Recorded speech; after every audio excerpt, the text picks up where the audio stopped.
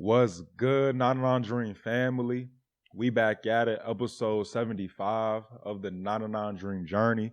My name is Julian Taliaferro, and you already know we coming again with another weekly business update, lessons for the week, and topic for the day, which is seeing growth. So this is a big episode. We are 75 episodes into our journey. So 3/4. It's a big milestone, and we have so much more to go, so many more to knock down and accomplish. But again, this is a major milestone, 75 episodes. And I want to bring it in with the quote of this week. And it goes, "In the heart of every man lies a kingdom. Our quest then is not conquest, but the unveiling of our own majesty," from Maestro Benedetto, if I pronounced that correctly. To me, this quote just signifies that it's really about knowledge itself.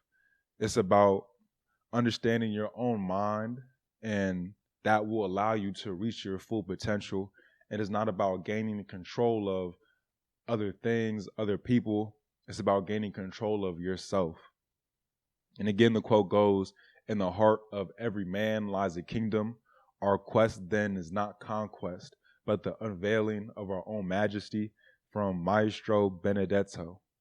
And now I can talk to my business update. So we are 1 week closer to Showcase Day, and we're really getting excited for that. We can't wait for it as it is quickly approaching. But for this section, I want to give a rundown of our last incubator session, and that was on pitching, and it was led by Alfred Meschidi. So I want to do what I typically do and just give a couple of takeaways from the session that I deem helpful. So I'm just going to jump in there. And the first one is around pitch decks. And it's about every time you send out your pitch deck, it should be different. You should never send out a pitch deck one time, whether it's 8 slides, 20 slides. You shouldn't send it out again and it be those same slides. You have to tailor your pitch deck to your audience, to whoever you send it to. So each time it should be critiqued, and each time it should be a little bit different from the last one. The second takeaway is your pitch deck should be simple, clear, obvious, legible. You shouldn't make it too complex. You shouldn't have too much information on the slide. Everything should be easy to digest, and it should be plainly obvious whatever it is you're trying to convey. The third takeaway is your founder story. The whole journey and story of the company should be weaved into your pitch deck, but specifically, what is your own founder story? Why are you the person to start this company? What makes you passionate about it? How did you identify it? And why are you the perfect person? We should have answers to these. And then the fourth takeaway is pitch deck structure. So there are certain sections that should be in the pitch deck, and I'm just going to list them out. And they're not specifically in this particular order, but this is just the overall sum of them. And it starts with overview, then it moves to opportunity, to problem, the solution, traction, consumer/market, competition, business model, team, and then use of funds. So these are the sections that need to be in your pitch deck. And then again, the order can kind of be moved around depending on how you want to tell your story. So that's my business update.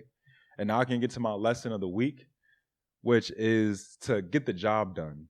Just get it done. Don't be afraid to get your hands dirty if that's what it requires. But don't just stand to the side and let something be unfinished when you can get it done. That's my lesson for the week.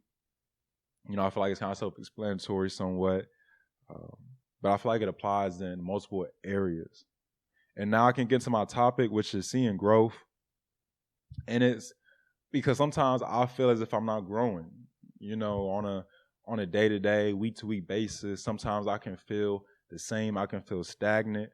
So how should you feel when you don't see growth that you're either expecting or you think you should just see? And honestly, I think it's hard to see growth when we don't know what we're measuring against.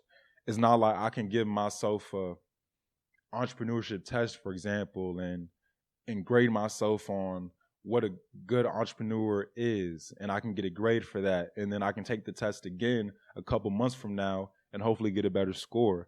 It's not like that.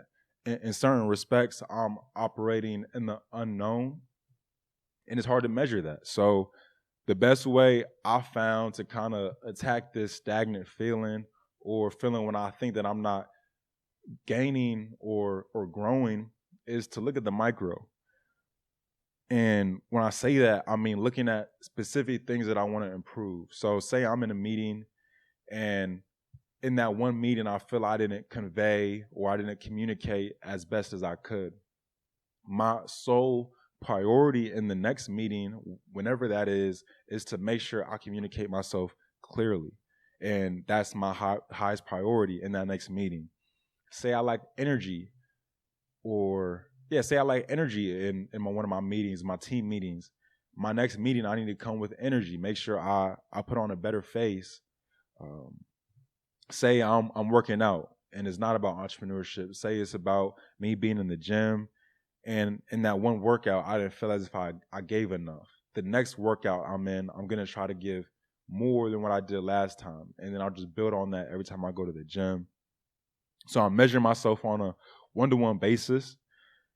And it's because when you're measuring certain things, it's kind of hard to measure across multiple, I'm going to say, data points. And I can kind of get lost in that because it's more qualitative. When it comes to communicating your point, that's a qualitative thing. When it comes to how much energy you may bring to the environment you're in, that's qualitative. But other times, looking micro can be quantitative, and you need to be specific on your growth. So say I want to improve my vocabulary, which I do. I can make this a quantitative thing and ask myself, how many new words am I seeing per day? How many new words that I'm uncomfortable with, how many of those do I use per day? And look at it that way. So there's some things you can look at on a one-to-one basis, right? This event, I need to get 1% better at the next event. Sometimes you can look at it quantitatively and break it down to say, okay, I need to read X amount of books in this time frame. I need to look at X amount of words in this time frame and things like that. So the biggest thing I think is just to not be discouraged. You know, even if you don't see the growth, that doesn't mean that you're not growing. But make sure you're looking at the micro and you can identify things that you can get better at, so you know you're being intentional about it. So that's my lesson, seeing growth, because sometimes we don't see it, but we don't want to just feel bad about ourselves, right? Because in the grand scheme of things, most of the times we are growing still. So next steps for me are just continue work on the startup. And all right, let's get it, y'all. Go and achieve your 99 dream. And it's 99 dream because you are going to achieve your dream. And it will be 100%, but nobody, nothing is perfect. So you're going to achieve 99% of that. And let's go and let's get it.